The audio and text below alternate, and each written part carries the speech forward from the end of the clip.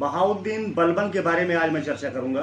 बहाउद्दीन बलबन दिल्ली के सुल्तानों में प्रमुख जो सुल्तान हुए हैं, पहला अगर मुख्यतः नाम लेते हैं कुतुबुद्दीन ऐबक का, जिनकी सबसे ज़्यादा चर्चा होती है। दूसरा व्यक्ति है इल्तुतमिश, जिसके बारे में कल हमने जो है आपसे कुछ बात की थी। इसके बाद एक महिला ने शासन किया, रजिया सुल्ताना ने, तो उसकी चर्चा हम बाद में करेंगे। लेकिन सबसे महत्वपूर्ण जो दिल्ली सल्तनत की जो फाउंडेशन है, नींव को रखने का जो कार्य किया है, वो बहाउद्दीन बलबन ने किया है। ये भी बाई बर्थ, जन्मना जो है, ये भी जो है गुलाम था और तुर्किस्तान में पैदा हुआ था। बचपन का नाम इसका बहाउद्दीन था। इसका पिता 10,000 परिवारों का खान था और ये भी इलबारी टर्क था। बचपन में इसको मंगोल, जो कि आदिम लोग हैं, इसको बंदी बना ले गए थे। बगदाद के ख्वाजा जमालुद्दीन के हाथ 1232 में दिल्ली पहुंचा और इल्तुतमिश ने इसको खरीद लिया। तो ये भी एक तरीके से अपने प्रारंभिक दौर में गुलाम ही था और गुलाम वंश के जो संस्थापक हैं उनमें से एक है, या यूँ कह सकते हैं कि जो मुस्लिम राज्य है दिल्ली में, उसका जो मुख्य फाउंडर, जो फाउंडेशन रखने वाले लोग हैं, उनमें से एक है।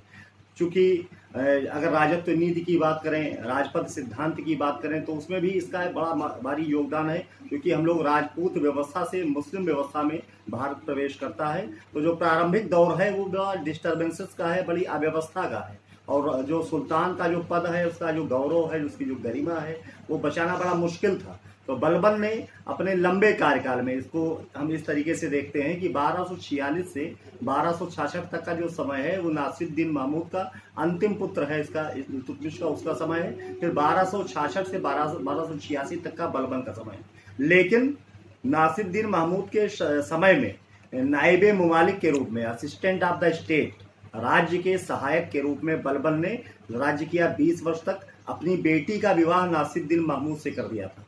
दुनिया की पहली घटना है। आमतौर पर हम आप देखते हैं कि पिता के बाद पुत्र उत्तराधिकारी होता है, या बेटियां हैं तो बेटियों के बाद जो है ससुर के बाद दामाद होता है। लेकिन ये उल्टी घटना है, दामाद के बाद ससुर उसका उत्तराधिकारी बना, यानी नासिरुद्दीन महमूद उसका दामाद था। और उसके जाने के बाद 1266 में बहाउद्दीन बलबन जो है दिल्ली का सुल्तान बना। इल्तुतमिश ने चालीसा मंडल का गठन किया था, तुर्कान चहलगानी का गठन किया था। He was the also the member of the Turkan चहलगानी।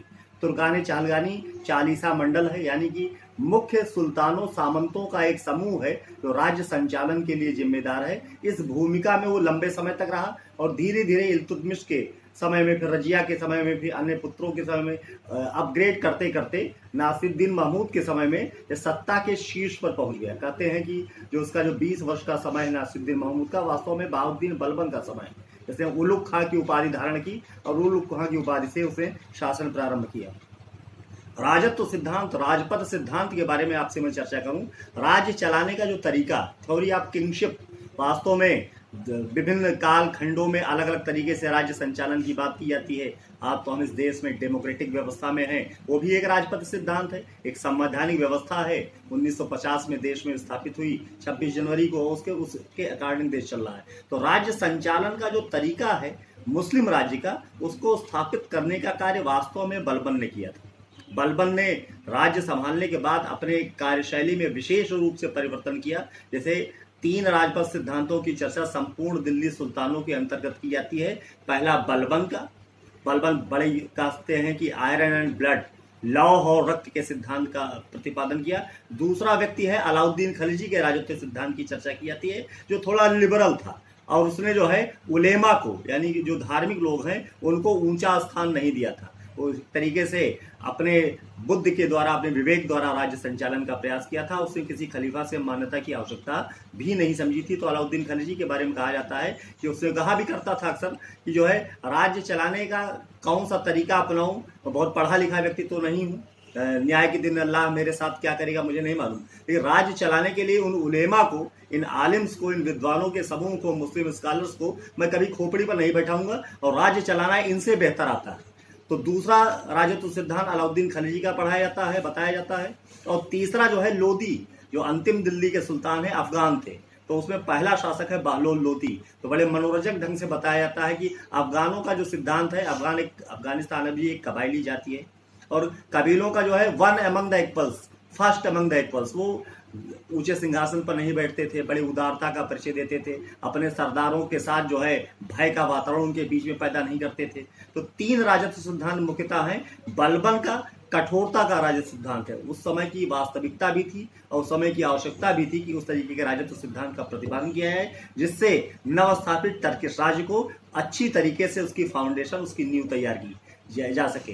तो उसने नासिरुद्दीन महमूद के समय में तो सामान्य व्यक्ति की तरह आचरण किया, लेकिन जब वो स्वयं सुल्तान बनता है तो सामान्य लोगों से मिक्सअप होना, बातचीत करना, इंटरैक्ट करना वो बंद कर देता है। कहता भी है कि राजा का कोई सगा संबंधी नहीं होता, राजा को कोई नियरेस्ट नहीं होता।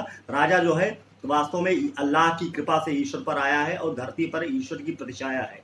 शब्द इस्तेमाल करते हैं जिल्ले इल्लाह, इस तरीके की बात करता है। और एक विचित्र तरीके की स्थिति, दरबार में भय पैदा करने की स्थिति होती है। दरबारी सब हाथ बांधे खड़े रहते हैं, उसके ताज से लेकर और दाढ़ी के बीच की दूरी कहते 1 गज है।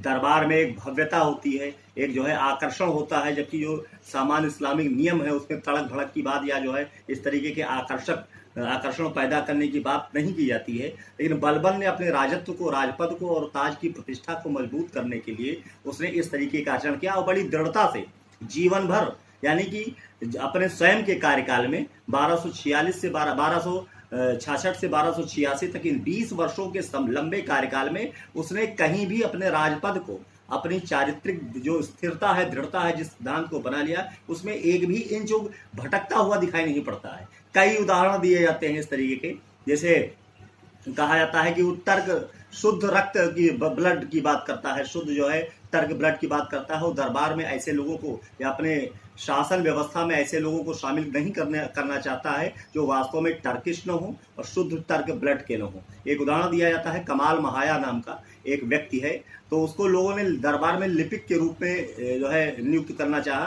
तो जब बाद में उसको पता चला कि वो वास्तव में हिंदू था और हिंदू से मुसलमान बना था, तो कमाल महाया की नियुक्ति को उसने खारिज कर दिया। व्यक्तिगत संबंध की बात बताऊं मैं, फखरू के साथ जो है एक घटना सुनाई जाती है कि दिल्ली का एक व्यापारी फखरू वो केवल व्यक्तिगत रूप से सुल्तान से मिलना चाहता था। उसने कहा भी कि यदि सुल्तान व्यक्तिगत मुझसे एक बार मिल ले तो मैं अपनी सारी संपदा उसको दान कर दूंगा, लेकिन वो मिलने के लिए तैयार नहीं हुआ। उसने कहा राजा का कोई व्यक्तिगत संबंध ही नहीं होता, राजा व्यक्तिगत रूप से किसी से मिलता नहीं। एक उदाहरण और दिया जाता है, मंगोल आक्रमणों का जो दौर है उसमें उसको विशेष रूप से पश्चिमोत्तर सीमा को नियंत्रित करने का कार्य करना पड़ा था।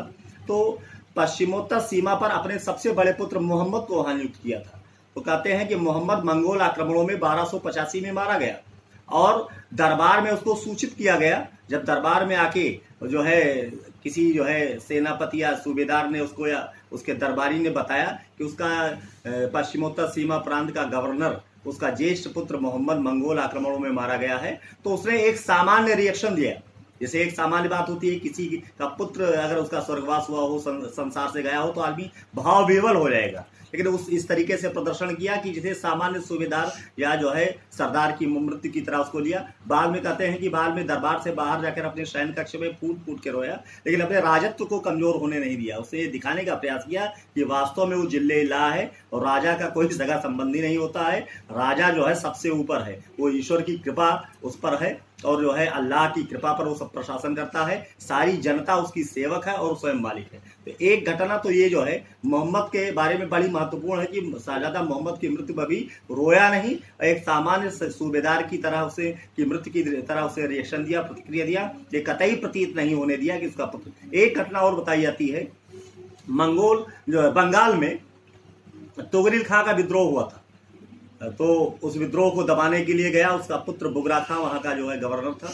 तो कहते हैं कि विद्रोह को दबाने के बाद कलकत्ता की सड़कों पर 2 मील तक जो विद्रोही थे उनके सर खूंटियों में गड़वा दिए और उसके बाद जो है दोनों तरफ कलकत्ता की सड़कों की दोनों तरफ 2 मील तक, इतना कहते हैं कि इतना बीभत्स रूप दुनिया ने शायद कभी देखा रहा हो। तो उसके बाद उसके बीच में वो बड़े तरीके से जैसे कोई पार्क में घूम रहा हो, बुगरा खां के कंधे पे हाथ रख के टहलता हुआ चलता है। वो कहता है कि बेटा मेरा सगा से सगा व्यक्ति भी अगर मेरे विरुद्ध इस तरीके का विद्रोह करेगा तो उसका मैं यही हाल करूंगा। तो बुगरा खां इतना घबरा गया कि मृत्यु के बाद भी उसके पास नहीं आया और उसको उसके अपने पौत्र को जो है कैकूबाद उसका उत्तराधिकारी बना और जो है बुगरा खां को इतना भयभीत कर दिया। तो यानी कि सगे व्यक्ति के साथ भी उसे एक डिस्टेंस बना के रखी और उसके पीछे केवल एक कारण था कि अपनी ताज की प्रतिष्ठा को वृद्धि करना चाहता था। जो सामान्य सिद्धांत हैं, जो राजपथ के सिद्धांत है, बड़े महत्वपूर्ण कहता है।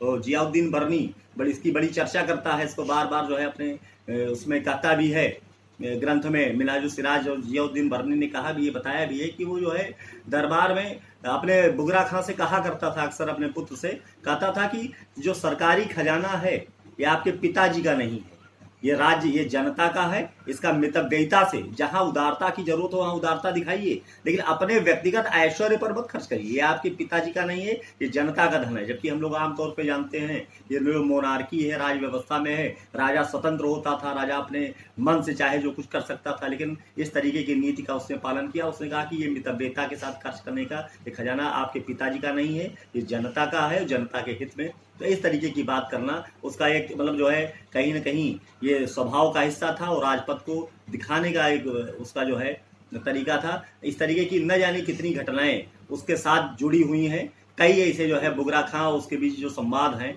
जिसका इतिहासकारों ने उल्लेख किया है, उसकी चर्चा की जाती है। ऐसे ही